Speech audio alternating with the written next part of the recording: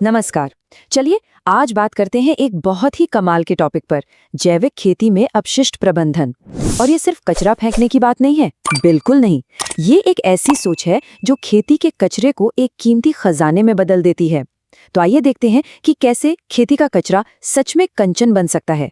तो सवाल ये उठता है, जब हम खेत में बचे खुचे डंठल या गोबर को देखते हैं तो हमारे दिमाग में क्या आता है? क्या ये एक सिरदर्द है जिसे बस ठिकाने लगाना है, या फिर ये एक मौका है, एक अवसर? बस यही वो नजरिया है जिसे जैविक खेती पूरी तरह से पलट देती है। और यही है जैविक खेती में अपशिष्ट प्रबंधन का असली मतलब एक ऐसा सिस्टम, एक ऐसा चक्र बनाना जहां खेत से निकली कोई भी चीज बेकार नहीं जाती। सब कुछ घूम फिरकर वापस खेत की मिट्टी में ही लौट आता है। इससे होता क्या है?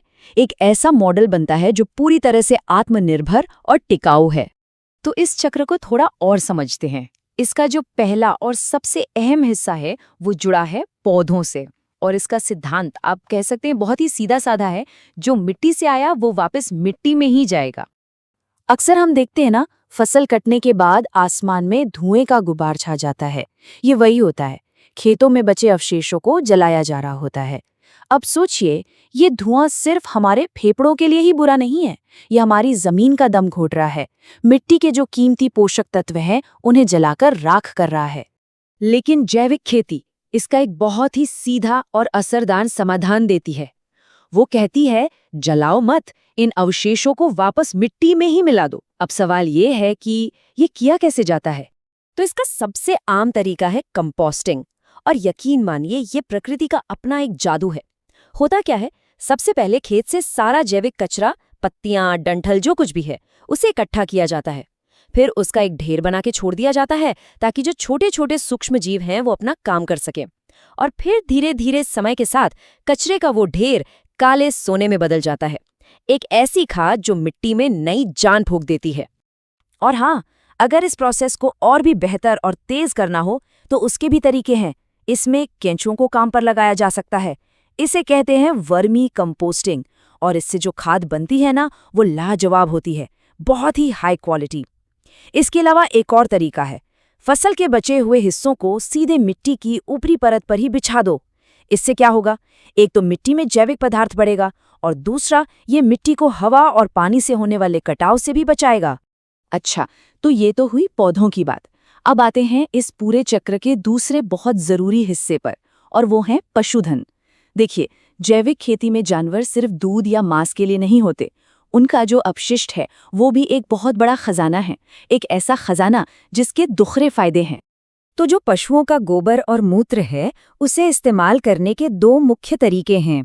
पहला है इसका सीधा इस्तेमाल, मतलब या तो इसे सीधे खाद के तौर पर खेतों में डाल दिया जाए, या फिर इससे जीवामृत और पंचगव्य जैसे पारंपरिक घोल बनाए जाएं।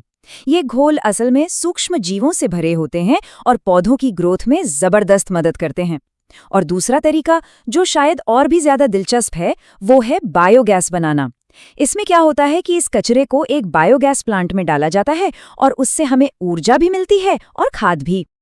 और यही तो बायोगैस की सबसे बड़ी खूबी है। मतलब एक ही चीज से, एक ही प्रक्रिया से दो बड़े फायदे, है ना? कचरे को कंचन में बदलने का बेहतरीन उदाहरण। तो पहला फायदा क्या है? ऊर्जा। बायोगैस प्लांट से जो गैस निकलती है, उसका इस्तेमाल आप खाना पकाने के लिए कर सकते हैं, या फिर उससे बिजली भी बना सकते हैं। इसका सीधा मतलब यह है कि किसान की बाहर से खरीदने वाली ऊर्जा पर निर्भरता कम हो जाती है। और दूसरा फायदा, वो है बायोस्लरी। जब प्लांट से गैस निकल जाती है तो पीछे जो घोल बचता है ना, वो एक शानदार तरल खाद होता है, पोषक तत्वों का खजाना। बिल्कुल। तो सोचिए, एक ही कचरे से ऊर्जा भी मिल गई और बेहतरीन खाद भी। तो अब जब हम इन सभी तरीकों को एक साथ रखकर देखते हैं, जैसे कि कंपोस्टिंग हो, पशुओं के अपशिष्ट का इस्तेमाल हो या बायोगैस हो, तो एक बात बिल्कुल साफ हो जाती है, यह सिर्फ एक तरीका नहीं है, बल्कि इसके फायदे अनेक हैं। चलिए, फायदों पर एक नजर डालते हैं। सबसे बड़ा फायदा तो है किसान की लागत में कमी। क्यों? क्योंकि अब उसे महंगे केमिकल वाले खाद खरीदने की जरूरत नहीं है। दूसरा, क्योंकि कचरा जलाया नहीं जा रहा तो हमारा पर्यावरण सुरक्षित रहता है, प्रदूषण कम होता है।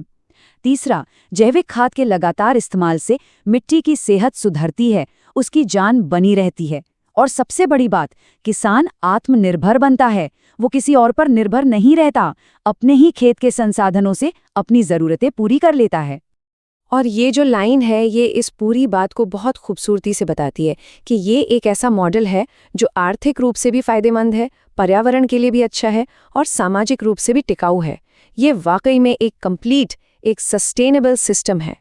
तो अगली बार जब किसी खेत की तरफ नजर जाए तो सिर्फ लहलहाती फसलों को ही मत देखिए, जरा उन चीजों के बारे में भी सोचिए जिन्हें हम अक्सर कचरा समझकर नजरअंदाज कर देते हैं।